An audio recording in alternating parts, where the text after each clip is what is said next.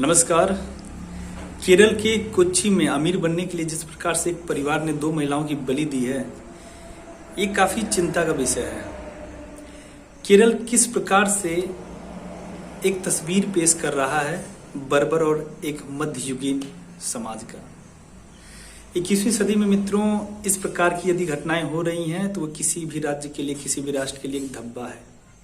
सोचिए, जब हम बात करते हैं केरला जैसे राज्य के बारे में, तो वहाँ कहा जाता है लिटरेसी के मायने में हर स्टेट से उम्दा है, पहले स्थान पे दिया जाता है। यदि सेक्स रेशियो की बात करें तो 1000 पुरुषों पे 1084 महिलाएं हैं। सोचिए, फिर भी मतलब एक ऐसा समाज, एक ऐसा राज्य इतना प्रगतिशील होने के बाद भी यदि वह जादू टोना, काला जादू, अंधविश्वास जैसे जड़ों में जकड़ता चला जा रहा है, तो सोच सकते हैं कि ये जड़ें कहाँ तक जा सकती हैं।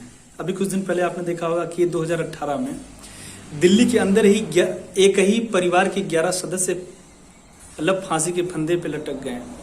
उनका जो विश्वास था ना कि हमारे दादाजी आएंगे और हमसे मिलेंगे, हम लोग वार्तालाप करेंगे, बातचीत करेंगे, क्योंकि उनके दादाजी मर चुके थे।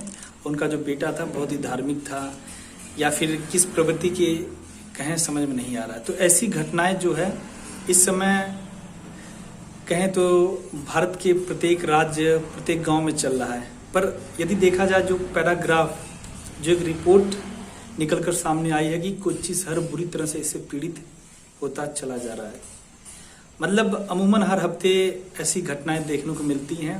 कुछ घटनाओं का जिक्र दोस्तों एक बंद कमरे में ही उसे दफना दिया जाता है। कुछ ऐसी घटनाएं जो हैं हम लोगों के सामने आ जाती हैं, जिसके बारे में हमारे देश का नागरिक जान जाता है। अन्यथा बहुत सारी ऐसी घटनाएं हैं जो कभी किसी को पता नहीं चलता है। सोचिए, आजकल देखा जा रहा है कि केरल जैसा राज्य जो एक अलग समाज, जो एक अलग चीजों को बनाने में जाना जाता था, आजकल उसकी विकृति ही चलती जा रही है। अभी आपने देखा होगा कि जब सिविल वार चल रहा था इराक और सीरिया के अंदर, तो किस प्रकार से ISI में एजेंट के रूप में कार्य कर रहे थे, यही केरला के लोग ही थे।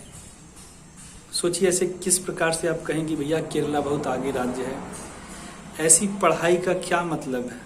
मतलब केरल जैसे राज्य के लोग पढ़ाई लिखाई, साक्षरता में, लिटरेसी में इसीलिए आगे हैं कि काला जादू टोटना है। अमीर बनने के लिए परिश्रम करना पड़ता है कि अमीर बनने के लिए किसी की बलि देनी पड़ती है? जब मैं छोटा सा था तो मम्मी पापा कभी कभार यह कह के डराते थे, हालांकि उस समय ये घटनाएं सच में हुआ करती थी। कहीं किसी पुल का निर्माण हो रहा है तो लोग कहते थे, भैया किसी इंसान की बलि दे दीजिए। कभी कहीं भट्ठा होता है ना जिसमें ईंटें बनती हैं, उसका संचालन हो रहा है नए सिरे से, तो अरे भैया यहाँ पे किसी मनुष्य की, किसी इंसान की बलि दे दीजिए। तो हमारा समाज भी धीरे धीरे इस तरह की जो कमियां थी, हमने उनमें सुधार किया। ठीक, उस समय इतनी पढ़ाई लिखाई नहीं हुआ करती थी, इतने लोग अवेयर, जागरूक नहीं हुआ करते थे। पर जब केरल के अंदर अगर इस तरह की बातें हो रही हैं तो हम क्या कहेंगे? केरल तो सबसे आगे है ना, हर राज्यों में लिटरेसी के मामले में, हर चीज में आगे, फिर भी ये सारी बातें हो रही हैं।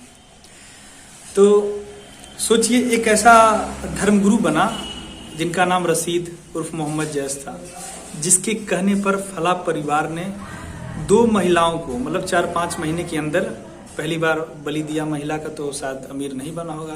और दूसरी बार उसी रशीद उर्फ मोहम्मद सैफ के कहने पर उसने दूसरी महिला का बलि दिया।